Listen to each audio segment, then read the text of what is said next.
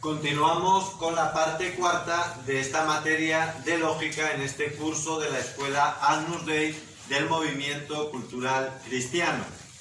Seguimos con la lógica del concepto, que decíamos es la parte elemental de la lógica. Con los conceptos se hacen los juicios y con los juicios se hacen los silogismos o razonamientos deductivos, que sería propiamente lo específico de la lógica. Pero para ello hay que partir de los conceptos para llegar a los silogismos. Y antes hemos visto la definición del concepto y una primera aproximación. Ahora vamos a ver alguna tipología, sus dos principales clases, los trascendentales y los universales, y vamos a ver, cuando tratemos el tema de los conceptos universales, el problema que se llama así, el problema de los universales, que es uno de los más importantes de toda la historia de la filosofía, no solo para la lógica, sino en general, para todo el planteamiento filosófico y por lo tanto también de nuestra cultura. La primera tipología que podemos hacer de los conceptos es aquella que distingue entre conceptos unívocos, equívocos y análogos. Unívoco es el concepto que se dice siempre con el mismo sentido. Silla, pues ya está. Hombre, caballo, siempre que digo silla, sé a qué me refiero. No hay forma, en principio, habrá gente rebuscada que diga, no, yo también en tal sitio, la silla, silla, pero bueno.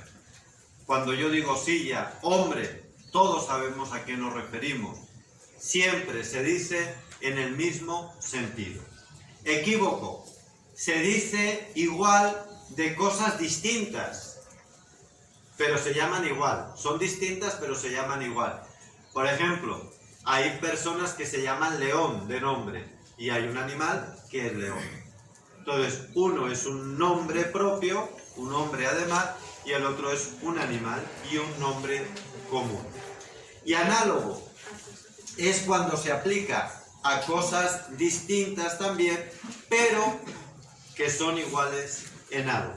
Por lo tanto, el sentido es en parte igual y en parte distinto.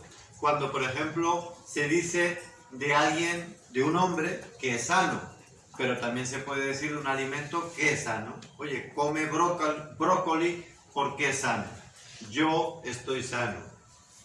Mi tía está sana. Entonces se dice igual, se aplica, a cosas distintas, pero que tienen algo igual. Esto es la tipología primera. Pero hay otra más importante todavía, que es distinguir entre ideas trascendentales o conceptos. No me cansaré de decir que cuando hablamos de conceptos es lo mismo que ideas o incluso intención en este sentido filosófico. Lo que más nos interesa incluso es distinguir entre ideas trascendentales y universales. Las trascendentales son nociones o ideas universalísimas, cuya extensión es máxima, porque abarca todo. Fíjense si es máxima, que abarca todo lo que existe. Fuera solo queda la nada. O sea, todo está bajo estas cuatro ideas trascendentales. Además de ser universalísimas, porque lo abarcan todo, pues también son análogas, porque se dicen igual de todas las cosas. No de dos o tres, como antes hemos visto el ejemplo, sino de todas las cosas. Por ejemplo, ya de una vez les digo cuáles son esas cuatro ideas trascendentales. El ser o ente, también vamos en filosofía, se habla no solo del ser, sino del ente. La verdad, la bondad y la belleza. Ser, verdad, bondad y belleza. Pues les decía, las trascendentales son análogas, porque cuando yo hablo, por ejemplo, del ser, se atribuye a todo. Todo. es. Todo es. Si no fuese, pues sería nada. Y ya hemos dicho que lo único que queda fuera de lo trascendental es la nada. Y todo también participa de una u otra manera en la belleza, en la verdad y en la bondad. Por lo tanto, son atributos que se dicen de todo, de todo. Es verdad que según una escala o gradación, es más bello, menos bello, más verdadero, menos verdadero, es más bondadoso, menos bondadoso. También otra característica de los trascendentales, que se llaman así porque vienen del latín trans, escando.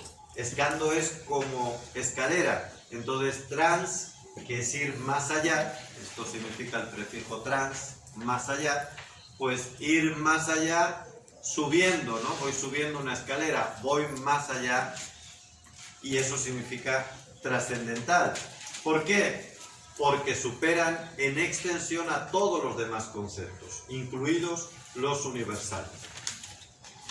Las trascendentales, las ideas trascendentales, no están al margen de las demás ideas. Al contrario, todas las demás ideas, todas, son interiores, pertenecen de alguna manera a los trascendentales.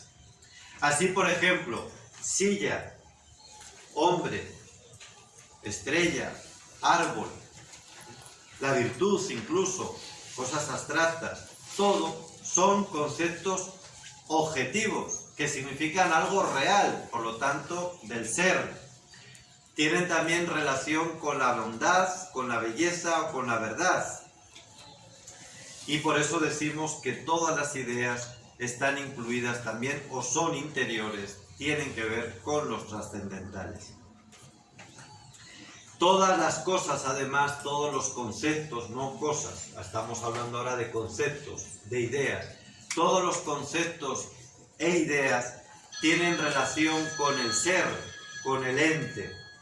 Y esto es lo que marca la diferencia entre el conocimiento realista y el idealista. Para nosotros que somos realistas, todo parte de la realidad, del ser, lo que se llama el primum cognitum. Primum cognitum significa que partimos del ente. Y partimos del ente porque el ente es la primera realidad, el ser, el primum ontológico. Estos son conceptos pues, que a lo largo de todo el curso iremos repitiendo y ya lo iremos aclarando. Por ahora quédense con eso, primum ontologicum y primum cognitum. Vamos a ver ahora qué son los universales. Los universales es algo que se dice de muchos singulares con un mismo significado. Por lo tanto, son unívocos. Se dice de muchos con un mismo significado. No se dice de todos, está la diferencia respecto a los trascendentales, sino de muchos. Y además con un mismo significado, unívocos. En cambio, los trascendentales eran análogos. Muy bien. Esta es la diferencia entre otros. Los universales, también a diferencia de los conceptos trascendentales, no acepta o no admite grados. Por ejemplo, el concepto de hombre es universal, se aplica de manera unívoca a muchos, pero no eres más o menos hombre, o eres o no eres. Y no entro en el tema moral, cuidado, algunos está poniendo cara de extraño. Claro que si te portas bien eres más hombre, no decimos así, o eres más persona. Si te comportas como malamente, pues eres como un animal. Lo hemos dicho muchas veces y ahora dice usted que no. Lo estamos hablando de manera filosófica. O eres hombre o no eres hombre, o eres persona o no eres persona. No hay término medio. O es silla o no es silla. No hay término medio. No es que está rota, pero es una silla rota, pero es una silla. No hay término medio. Por lo tanto, fíjense cómo vamos precisando. Se aplican a muchos de manera unívoca y no hay gradación. Los trascendentales se aplican a todos de manera análoga y sí que hay gradación. Conclusión. Vamos a ir sacando algunas conclusiones. La lógica formal trabaja con términos unívocos y universales, no con los análogos ni con los trascendentales. En segundo lugar, el saber metafísico, por el contrario, no admite por método la lógica formal, sino la dialéctica o la analógica. Esto ya lo iremos viendo más adelante. Y en tercer lugar, así volvemos a ver algo que ya hemos dicho, que la lógica formal es un saber, pero no es el único. Aquello que decíamos, si hay una o más lógicas, pues en la natural hay una, pero en la formal decíamos no hay una sola, porque el intento de reducir los saberes a un solo método, sea una lógica formal, sea la matemática, etc., reduce el alcance del pensamiento y constituye la base del reduccionismo cientifista que hoy pues es imperante en nuestra sociedad. Y por último, aunque sea brevemente, a partir de estas definiciones, ahora podemos entender un poquito mejor este problema que en la historia de la filosofía se ha planteado, que es lo siguiente. ¿Existen realmente los universales? ¿Dónde se encuentran? ¿Qué realidad tienen? Porque eso de que existe la idea de hombre o la idea de silla, ¿dónde está eso? ¿Eso existe o es un mero convencionalismo o qué es? Y aquí hay tres posturas, que son las que tienen ahí.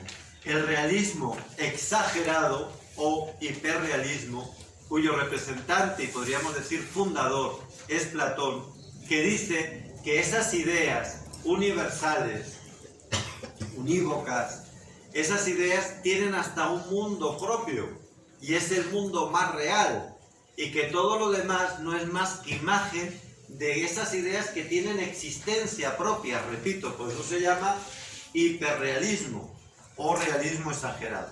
El nominalismo, sin embargo, que es el que está en la base de nuestra cultura contemporánea, la que vivimos aquí, y que es en gran parte el pecado original de la cultura materialista que hoy predomina en el mundo y que es un gran problema para la fe, aunque está basado en un filósofo católico, religioso, Ockham, Guillermo de Ockham, dice que las ideas como tal no existen, todo lo contrario de Ockham, no existe. El intelecto en realidad no conoce cosas, sino nombres de la cosa.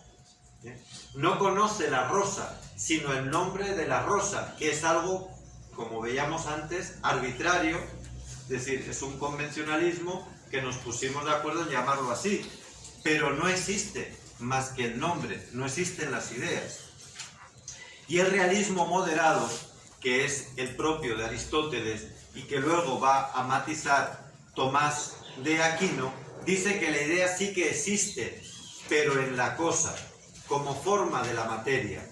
Y el pensamiento abstrae la forma de esa materia y por lo tanto la idea y así forma un concepto.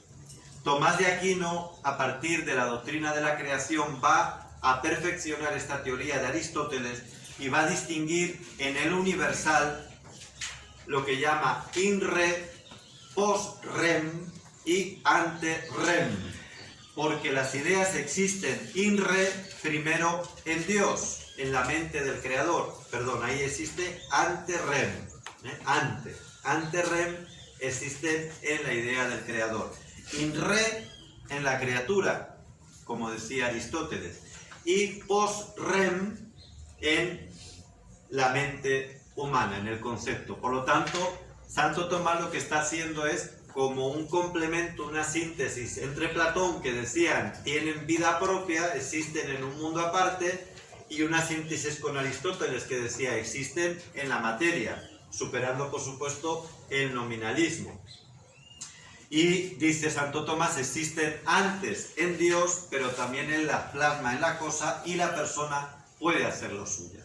Hasta aquí este tema o parte cuarta de este tema segundo de la lógica.